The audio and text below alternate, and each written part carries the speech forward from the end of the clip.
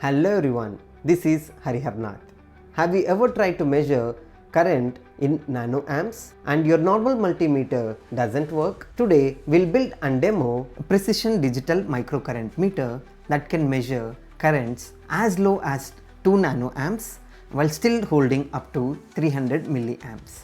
Let's start by simply asking, why do we need precision digital microcurrent meter and what is its purpose? When we develop ultra low power devices like medical wearables, smart meters, portable devices, etc., it is important for us to understand how much power it is consuming at various stages. A standard multimeter has less than or equal to 1 microamp resolution and high burden voltage that corrupts our results. Our microcurrent meter solves these problems. Before we begin, we'll have to gather all the necessary components that are required in this project. If you are wondering from where we get all the components at one place, then allow me to introduce to today's sponsor, that is DigiKey. DigiKey is an e-commerce distributor which is a global leader in cutting-edge commerce distribution of electronic components and automation products worldwide. They provide more than 16.5 million components from over 3,000 manufacturers with products in stock available for immediate shipment. Also, with their fast shipping and excellent customer support, you can always trust that your products will arrive on time and in top condition. So do remember to check out DigiKey for your next project.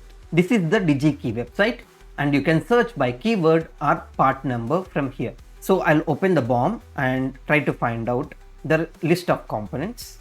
So here this is the BOM and by this link I can directly find or I can use the part number. So I'll try to show via part number. So this is the part, and same way we'll discuss some of the parts that we have used.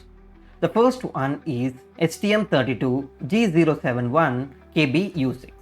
So this is the microcontroller chosen for its robust ADC performance and peripheral flexibility.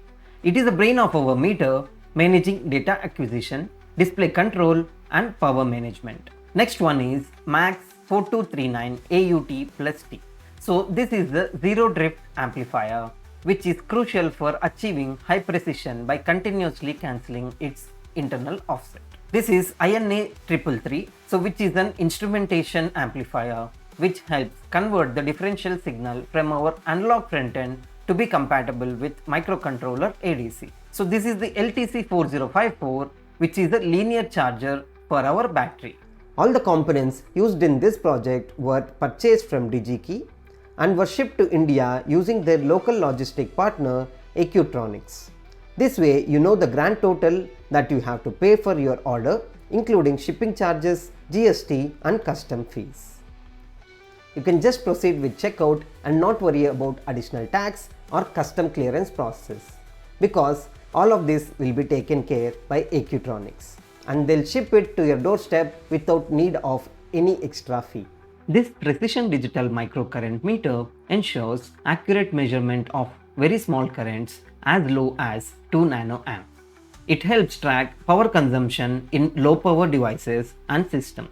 It is built around an STM32 microcontroller and features 128 by 64 OLED display for real-time readouts. The analog front end is designed to detect small current flows accurately, converting them into voltage levels that the microcontroller can process with high resolution. Whether you are measuring sleep current in a sensor node or characterizing a power efficient circuit, this device offers a clear and immediate view of power consumption trends. Now let's look into other features of microcurrent meter. This microcurrent meter has multiple measurement ranges such as nanoamps, microamps and milliamps.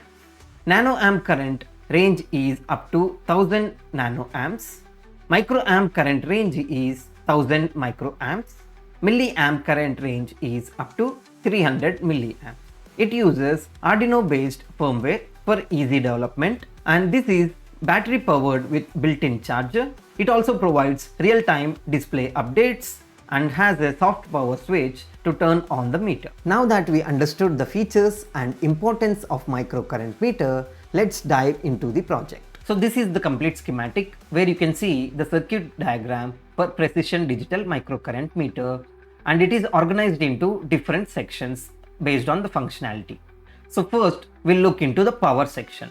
This block manages power and featuring USB Type-C input, and it has LTC4054 linear charger for lithium ion batteries and ADP44002 LDO for a stable 2.5 volt supply. It incorporates a soft latch power switch using MOSFETs controlled by STM32's PA4 pin for both powering on and off and button monitoring.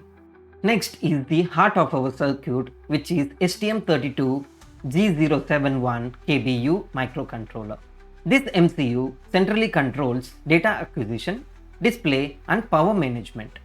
Specific analog GPIOs are configured to read current, virtual ground, optional precision reference and battery voltage respectively, while SWD and UART headers facilitate firmware development and debugging. Now let's talk about the analog front end of this project. Based on the microcurrent design, this section acts as a precision current to voltage converter, utilizing multi-range shunt resistors and an ultra-low offset auto zero op-amp, which is MAX 4239. The MAX 4239's auto zeroing eliminates DC offset and 1/f noise, ensuring accurate and stable amplification for extremely small currents. INA333 instrumentation amplifier is added to manage the virtual ground outputs and provide differential to single-ended conversion compatible with STM32's ADC with gain set by precision resistors for consistent amplification. Now let's take a look at the PCB and 3D printed hardware enclosure. This is the microcurrent meter, and we have custom designed PCB measuring approximately 45 mm by 65 mm. The PCB supports both through-hole and surface mount components. We have a 3D printed enclosure that houses the PCB. With provisions for display mounting, switch access, the enclosure enhances portability and durability, giving the device a finished, user-friendly appearance suitable for benchtop or field use. Now let's look into the programming step. First, we need to open Arduino IDE. Because we are using STM32 core in Arduino IDE, we need to do certain configurations and also add a board separately. So I'll show you the steps here.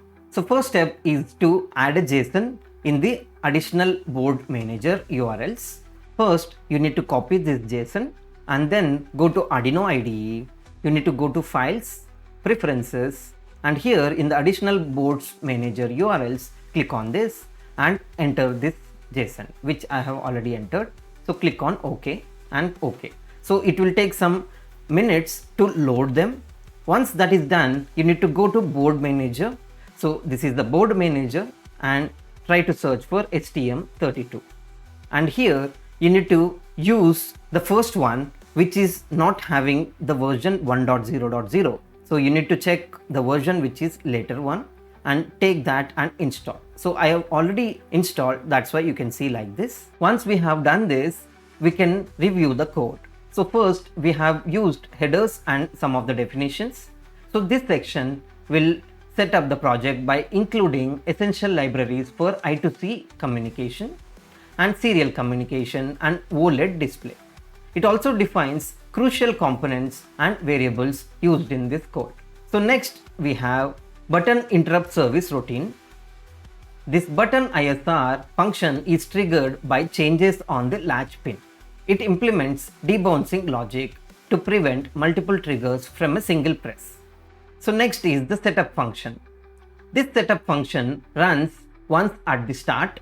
It configures latch pin as an input with pull-up resistor and attaches the button ISR to it to respond to the changes.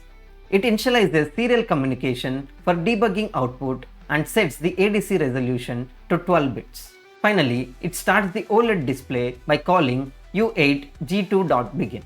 This loop function is the main execution block. Every 500 milliseconds, it performs a series of measurements. It calculates the VDDA and measures the battery voltage reference voltage and current sense amplifier voltage. It then processes these to derive the microcurrent, that is amp V and amp Vf, and the battery percentage. This section also handles OLED display updates and displays the calculated microcurrent value. Next, we'll look into some of the important measurement functions. So these are some of the functions where we are using for analog to digital conversion. The first one is measure VDDA, and this calculates the actual supply voltage VDDA for the ADC by taking multiple oversampled readings from an internal reference and using a known reference voltage.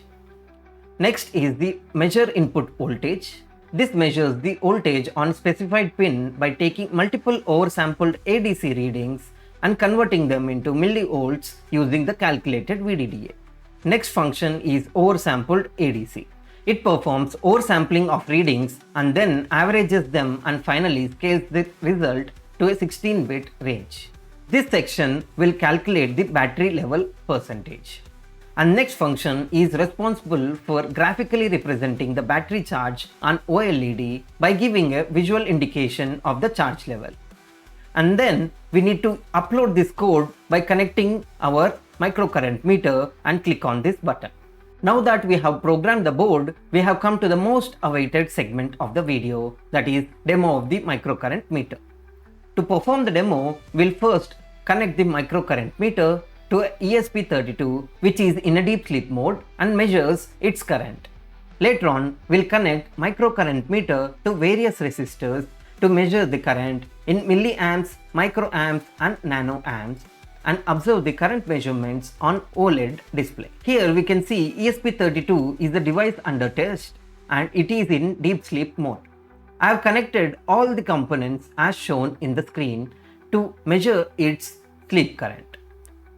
Now we can see the multimeter is set in milliamps and microcurrent meter is also set in milliamps. We can now see the accurate readings of small currents which are in milliamps from both the meter. Next, we go with 10k ohm resistor as a load resistor and measure the current in microamp. So we will set the microcurrent meter to microamp and multimeter also in microamps. Here we can already see the accuracy of microcurrent meter and the multimeter is slightly showing a different measurement. Let's now use the 1 mega ohm resistor to measure the nanoamps readings. First, we'll configure and start the power profiler kit. We have also set our microcurrent meter to nanoamps and multimeter to microamps, as this is the least range we have in our multimeters. Now the measurement is started. You can see the power profiler measurements at the bottom right, which has the average current over a specified time window. We can see the accurate current measurements in our microcurrent meter compared to power profiler kit and multimeter. And that is the real differentiator of this microcurrent meter. These accurate results of small currents helps in analyzing the power consumption of any device under test. That's all for today's video. I'm Hariharnath. Thank you for watching and I'll see you in another interesting video. DigiKey.